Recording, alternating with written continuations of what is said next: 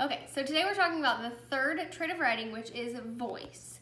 So voice is the feeling that you put into your writing, some emotions or an attitude that you use whenever you're writing. You watched videos about this on the e-learning day, but we didn't quite get the writing to where I wanted it, so we're going to try it again. So if you look at our definition of voice, it's the writer's attitude or feeling about the topic. And then our icon is the face because voice is all about showing emotion.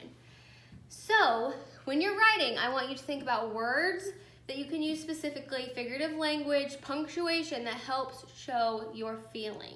Okay, so this is a writing about the snow day because that was your original e-learning assignment. So this is one that shows feeling and has a good voice throughout the whole writing.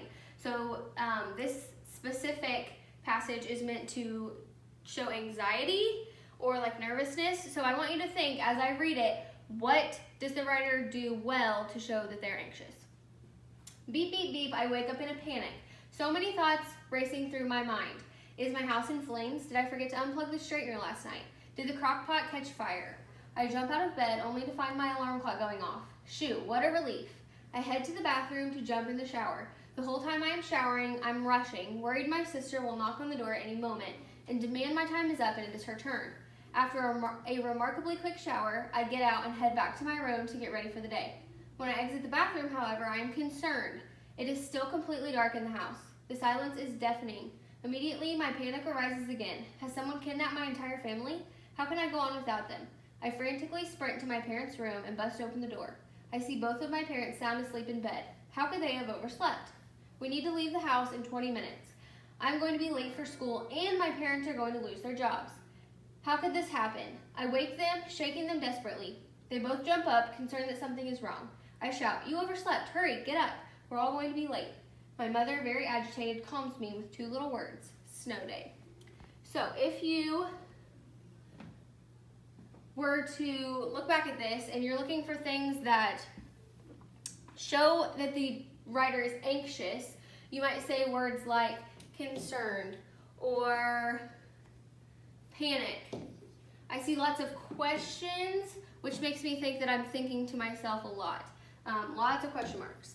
I see lots of exclamation points to show some excitement in the reader's voice. Agitated. So lots of words that are showing that the reader is concerned or anxious. And then there are also some hyperboles. If you remember, hyperboles are exaggerations, which show that the reader is kind of jumping to conclusions. So I'm going to be late for school and my parents are going to lose their jobs. The reader or the writer is assuming that their parents are going to lose their jobs just because they're late. Not very likely. So the reader or the writer is just showing a lot of anxiety. So keep this in mind when you are writing your essays. Okay, so when you are writing your paper, that I gave you a paper that had a little Bitmoji at the top that has an emotion. I'm going to quickly go through and tell you what each of the emotions are supposed to be. That is the emotion that you are supposed to use while you are writing about the lunch, which was pizza in a bag, personal pan pizza. Okay, so there is sad, scared or disgusted, angry, excited or happy, anxious, and then content. Content is just like you feel okay about it. You're not happy, you're not sad. So what I want you to do is use whichever voice I gave you to write about the lunch. Even if it's not truly how you feel about it, you're just gonna go with it for this writing. Okay, if you have any questions, email me.